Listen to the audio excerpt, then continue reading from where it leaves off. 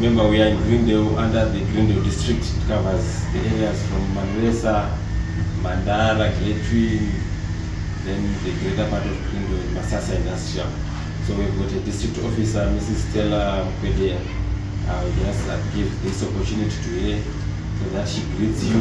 Some of you always see her and you give a hard time, but just talk to the residents with a few remarks. Thank you. Good afternoon, everyone. Good afternoon. Thank you for coming. I don't have much to say because most of you, I always see you at the office every day. You call me every day. All I can say is, for those who don't have my number, feel free to get my number. Call me anytime you want. If there's an issue, we can assist each other to solve the issue. Thank you. Okay, thank you very much, Dio. We also have our Honorable Alan Rusty Makam in the middle of us. We also have the chairperson for Mandara chapter, Mr. Musan. You can just stand up so that the residents can see you. Yeah, because Greendale, when you say Greendale Residents Association, people think it's only to do with the Greendale area. We also have from Johnny Brook. I see Mr. You can just stand up from Johnny Brook. They are also part of, they are living their community there in Johnny Brook. So when we come for these meetings, we include every resident of Greendale. And then we have had mostly successes from the time of our last meeting, well, according to me, but it will be for you to judge. But we have made some progress. The last time we came here, we were just talking about the idea of adopting the Greendale Nature Reserve, and we pushed through the committee, through myself, the district officer, the regional manager, and Mr. Makam, so that we have this MOU. And we had that MOU proposal go through the housing committee at the city of Harare. It then also went through the full council, and it was adopted. So I think we should just clap hands for ourselves. And why do we say we should clap the hands for ourselves? Us adopting that park is not just having it for recreational purposes, but it is also to protect the green spaces in our community. If we leave spaces open, they are prone to land barons, invasions, being converted to outside garages, and a lot of things. So this is a model that we think will work, and will create a space in our community that is natural, and that is a green space. As most of you are aware, this year Zimbabwe is hosting the Ramsar conference under the COP15, and the most important aspect of that Ramsar conference is the issue to do with protection of wetlands. And us as Ward 9, us as Greendale, we are a shining beacon and an example to the rest of Harare, because we have said this very close wetland, we need to protect it, and we need to fence it off so that it is kept as a wetland and a natural wetland, all in terms of trying to maintain the natural ecology as it is. And also, we also have another Ramsar site here in Ward 9, which is the Cleveland Reserve. We've seen some people trying to invade, but we have managed to deal with them so that we protect that land. So if you go across Harare, I doubt if you can come across a space that is as large as the space between Harare Drive, Mutare Road, Akchuras Road, and John Brook. This might be the last space which is not occupied by residential stands or industry. So we want to protect that space so that it remains a Ramsar site, it remains a wetland, and that it is protected for the climate and for the environment. So what is now just left for GNR is for them to sign the MOU. I'm sure they are making efforts so that they sign the MOU with the city of Harare.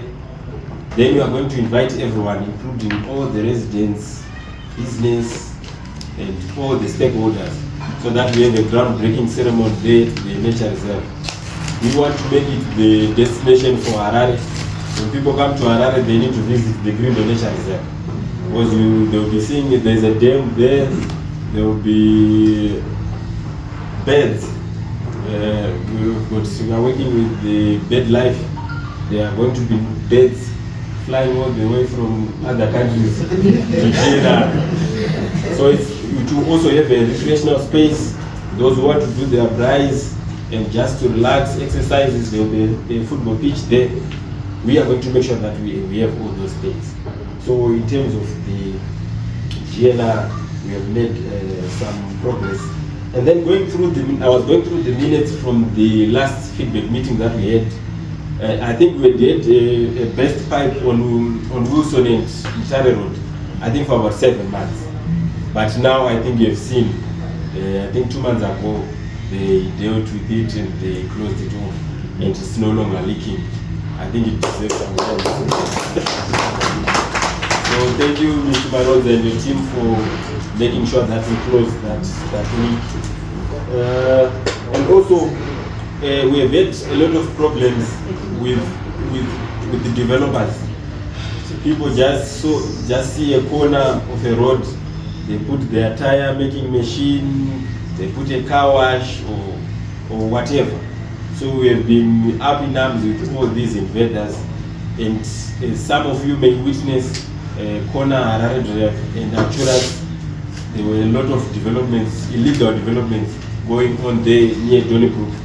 They had actually set up a garage, some excavators, mechanics, and that was really an eyesore to the community.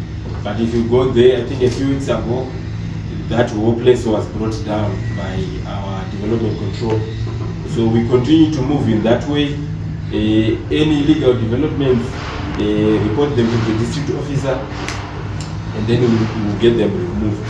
And I think we did another issue near Engine Garage there. Someone was parking their lorries and buses in a residential area. We have managed to stop that, and they've removed their trucks.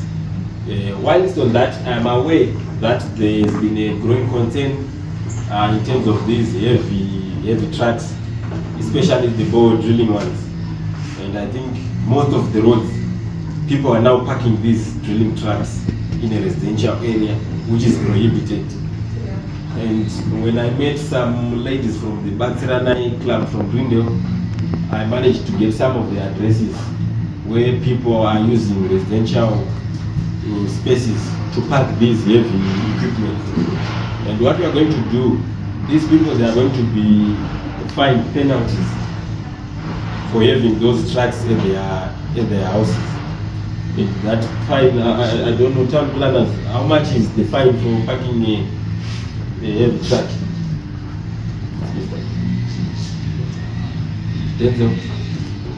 What is the penalty for someone parking a rig in a residential area? It varies, but it's around maybe 20,000 zig. But we're also making moves that we should count the truck. Yeah, so we'll make sure that we get the trucks impounded, but in as much as we want to impound, we don't want it to be, because council is already burdened. We want to deal them with their bill. Let that amount be billed to on the next billing next month. Let's have that amount there. If they are now tired of paying the amount, they will remove their trucks, because there's a lot of complaints on these trucks. They are damaging the roads, and they are just not good for the community. So we are going to deal with those trucks. And then there was an issue to do with traffic lights. I'm glad that we now have traffic lights at Court Road working again. They are really helping us in terms of traffic control. However, we still need to deal with the road driving accuracy to make sure that we have got a working traffic light there. I think something was vandalized because it's a solar powered traffic light. But in the meantime, we've engaged the ZRP.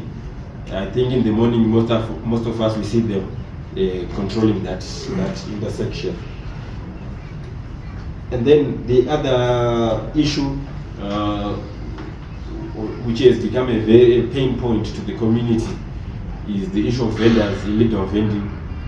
And we can all agree that the number of vendors now might be more than the number of residents in Greendale. It becomes very so we have to deal with this issue of vendors. Unfortunately, when I think years ago, when the economy was too formal, we had these shopping centers being established. You go to Campinsa, you go to Athlone, Rhodesview, they don't have spaces for SMEs. They don't have spaces for vegetable, onion markets. So we are trying to come up with new sites on council land, because also these old shopping centers, they are privately owned. So we cannot create space for the vendors for them to sell their wares. So we are looking at the planners. I think you can give us an update after my presentation on how far you have gone to make sure that we establish proper market spaces where we can have toilets, water, and good parking, so that people, when they want vegetables, second-hand clothing, or whatever, they can go to these spaces which we have established. Then we get a database, we move people off the streets, and then we put them there. And I also think from a town planning perspective, because I'm also the chairperson of the Works and Town Planning Committee, we are trying to come up with a policy to say, if Island Park is developing a shopping mall, they need to create a space for SMEs, in which, so that people don't come to the windows of your cars to say, we are selling mangoes, we are selling this. Let's have a space where people can also sell their things, and people, customers can go there at these shopping centers. So we are trying to come up with a policy to make sure that everyone who is establishing a shopping center, they also establish a market on that space. So in terms of, and then the refuse truck, we have been testing the model, and I think for the north of Samora, we have been big beneficiaries of the policy, so that we have, you see, we have decentralized the refuse trucks to have one dedicated for Greendale, one dedicated for Borodale Islands going up there. And I think it has really eased on the door-to-door refuse collection. However, we still need to hear your feedback on that one. And then we also had the Operation Chenesa Harare. I don't know if it was Chenesa Harare 5 or 6. So time and again we are having these cleanup campaigns, operations, which I think is not also sustainable, because we cannot run on operations and clearing of illegal dumps. So we hope that since we have got a truck going around, let's try to keep our waste at home, and when the truck comes, we can be able to deal with it that way, so that we don't have these illegal dumps.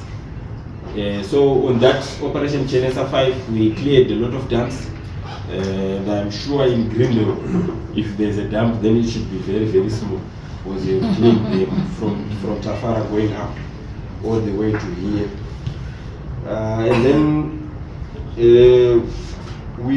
the chairman was talking about the pain points in the community, issues to do with water. I think broadly on water, we have said our water problem is an infrastructure problem, and we have to deal with it from an infrastructure perspective. The Morton Jeffrey plant, I think the oldest person here, that plant is older than them. So it can no longer, it has outlived its lifespan. We need a new pumping station that will get water to all the households, and also that will be able to deal with the growing population. Harare was established as Salisbury in 1935 with a population of 20,000 people. Then by independence, Harare's population was around 600,000 people. And now in 2025, the population of Harare has grown up to 2.5 to 2.8 million. And during the day, because of our culture and belief, people just want to go to Harare. During the day, during the week, the population of Harare might go up to 3.5 million. And we have to deal with these numbers, the roads, the infrastructure, the waste. You can see against the bills that we are paying as the residents of Harare. So we need to upgrade our infrastructure to make sure that it matches the population growth that is going up. I don't know whether, maybe you know Willistem. It's at Koralatima Road and Kiri Road, near, let's say, Green Grove Primary School, a bit eastwards from there. It's a space that belongs to the city of Harare. There were before fish in the dam. There was a playground for children, a recreational area and a wild area, nature reserve area. And it was kind of all run down, neglected, and as a group of residents we came up and said we would like to resuscitate that area and have therefore applied to City of Harare for an MOA, and they agreed, and we are expecting that that will be signed within the next 2 weeks. Yeah. And thereafter we will have an opening ceremony, and we will invite all of you, and I hope everybody will come, and so that we get going on that. We have planted trees, we have planted some hedges around around the reserve, and made a footpath right round, which is about 3 kilometers long. So those ones who want to go jogging, who want to do some exercises, they have plenty of space there. We have also allowed footballers to have their youngsters to play their football there, and we want to improve their football pitch as well. So yeah, we want to do something for the community, and we need, of course, everybody's support, especially financial support, so that we can also do a fence around, so that those ones planting their maize, we are not so happy about that. They should try to find other places, and yeah, so that we get that running. You need results. Last time I was here, I promised you about the coronation Unveil, but we didn't manage to do it. But well, this year we contracted a company called Geoflex to do the resealing of Cunningham from Magomba there up to Alexander. We've contracted a private company called Unveils. At the same time again, we entered into a joint venture with a Chinese company, which is in Hampshire Road. The Chinese company agreed to supply tar for the whole of Royal Crescent and do a certain part on Hampshire. They are the ones who build the flats in Hampshire Road. So on Royal Crescent, we are already working there. We've already started. If you drive through Royal Crescent tomorrow, you will see us working there. On the issue of tar, I think you had the councillor was saying our budget was only approved in March. So we're only relying on gravel. At present, on most of our roads, we are using gravel. I don't have much to say on the roads, but we are trying hard. Harare, which will guide development in the next 20 years. And now they have done all the surveys, and now they are preparing their written report. This is not the report; is just a draft, in which, if adopted by the committee and council, it will be put on public deposit. And once we have that report on public deposit, we will call again another meeting to have objections, reactions to that report, so that we move together in terms of the master plan. And other people have been asking, how are we going to protect our green spaces? We protect our green spaces by being proactive about it, wise use of wetlands, utilizing the space for public good.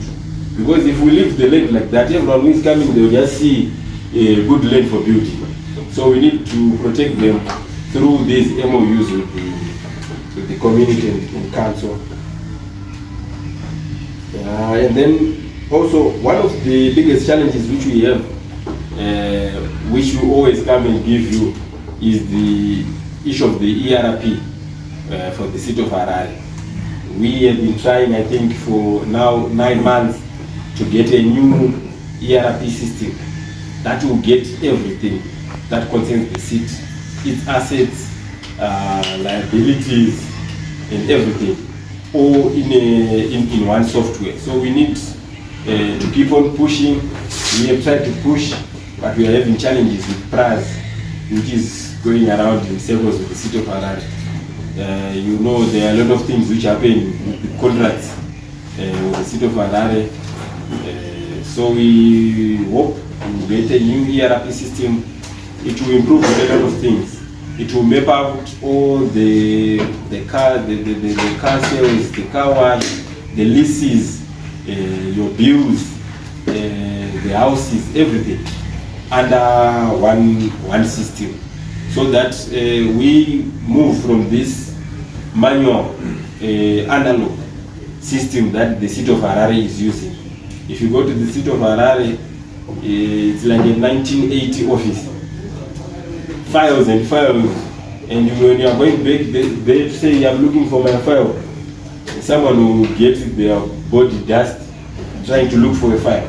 Or at least you can just get a file from the click of a button. So we want to migrate through an ERP system so that the city goes digital. It's also going to deal with the issue of corruption. There's a lot of corruption going on in the city. If we have an ERP system, if we digitalize and automate all our systems, then we remove the human element to it, the city will not lose more resources, because the analog system, it has got many loopholes in terms of corruption. So that's with the ERP system. There's a commission of inquiry. We have all been seeing it on TV and everywhere. I think they have now done their interviews. We just wait to see the findings and how we are going to progress from those recommendations from the Commission of Inquiry. But we hope it will protect your good councillor, because he has been working with you.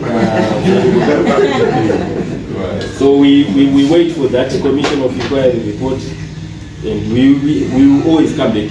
Even if the councillor is removed, you come back and tell you how it's removed. So we'll give you an update as it goes. And then we've got the densification policy. There are a lot of concerns, growing concern in terms of the developments. And I think town planning also addressed this issue after my presentation. We want to know the developers who are doing the development. We want the board, City of Harare, who is the owner of that land, who is the developer, so that people can know. Because when these people damage our roads, we need them to fix. Because now they are building $1 million cluster houses. but the road is very, very, very bad. The gentleman from Kennedy was saying it's no longer Kennedy Drive. Maybe it's now a walk. You just have to walk because you can't drive. You can't drive along Kennedy. So the construction that is going on, it's good development, but it also needs to take into consideration the issues to do with the infrastructure, existing infrastructure, to make sure that it's not damaged. We have established a waste separation center in Tafara with the UN Habitat. Some of you saw it on TV. We want waste to be treated on site and to be used, converting waste into money. So they say the plant will be finished in the next 40 days. But if you go there, there's been really development going on. So we are likely to open it up. I will try to talk to them nicely to say so that they bring the next project also here in Greendale, so that we have a waste sorting, waste separation, recycle center in Greendale, so that the only garbage which you will be left with at home will be the suds, the vegetables, the plastic, the cut boxes and everything. You bring it to the waste center. It also cut on the expense of transporting the waste, which is unsorted to Pomona. We also have a project to build a shed at the Greendale clinic, waiting mother's shed, and I think we need some donations. We are looking for donations. We want to establish a waiting shed for the children's clinic at Greendale, and we have plans, and we are working with the city of Harare, the director of health, the architectures, to make sure that we establish that shed. The mothers, they will be changing their children, and outside it's not a good site. So it's another project that we are pursuing. And I also want to urge, and also the expansion project for the clinic. It's a very small clinic. We need to expand it so that even it treats older people locally. So we need to upgrade the clinic and expand it. We are also appealing for funding. But the first one is the shed. It's not very expensive. Anyone wants to donate, you can see the chairperson here, so that we deal with that issue.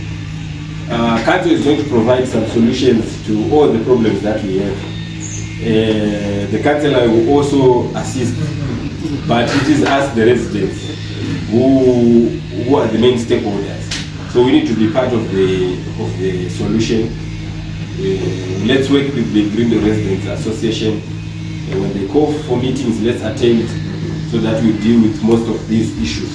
And then in closing, we had our budget approved in March, and in that budget, some key takeaways. We have reduced the tariffs for shop licenses in town. I think it was around $600, and most of the shop owners, especially in these small shopping malls in the city, they were not able to pay that. So what they ended up doing was to give $1 to the council guy when he comes to ask for the license. So we lose anyway. So we cut that tariff by half. So it's now, I think, $300 a year, and the small businesses can be able to pay that. We have introduced an emergency services levy, which will make sure that we have got ambulances across all our districts. So I think it's $1. It will cover the ambulances and the fire brigade to make sure that it's functional. With the rise in the development, we are likely to get more emergencies, fire or health emergencies. So the city needs to provide cheaper ambulance service. So if you pay that $1, it's going towards that. So I think in closing, otherwise, thank you for the support.